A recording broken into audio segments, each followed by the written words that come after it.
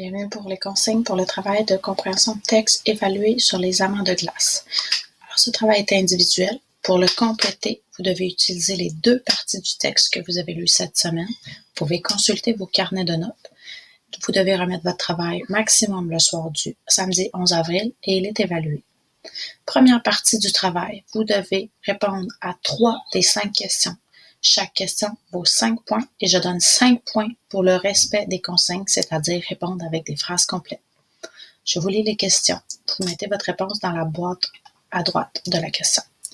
Question 1. Quelles sont les caractéristiques psychologiques, donc les qualités et les défauts, de Joanne, le personnage principal?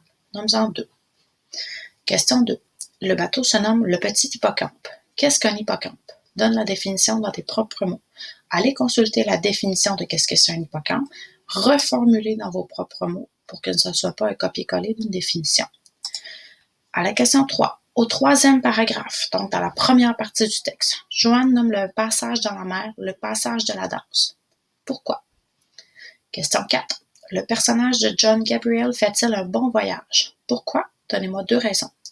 Et question 5. Après sa découverte du bloc de glace, Joanne décide de retourner vers la Suède. Pourquoi? Donc, je vous rappelle que vous devez utiliser le texte, prenez le temps d'aller relire et vous faites 3 questions sur 5 dans cette section. Deuxième partie, les thèmes du texte. 10 points, une seule réponse à écrire. Vous choisissez un des 3 thèmes et vous expliquez comment on le retrouve dans le texte, en environ 30 mots. Si vous avez oublié qu'est-ce que c'est un thème, je vous ai mis le lien du site sur Alloprof. Donc, vous cliquez sur le lien en bleu qui va vous amener vers la notion de thème. Donc, un thème, c'est une notion qui est abordée dans le texte et qui revient en général. Donc, c'est un texte qui vous parle de l'inconnu. Comment vous retrouvez cette présence-là dans le texte? Ici, l'inconnu, c'est un peu un synonyme de l'inexploré. Ça ne va pas être une personne qui est inconnue, mais plutôt un espace qui est inconnu. On vous parle du froid. Comment on le retrouve dans le texte? Et on vous parle de la navigation, le fait de partir en bateau, de naviguer longtemps sur la mer. Comment vous retrouvez cette présence-là dans le texte?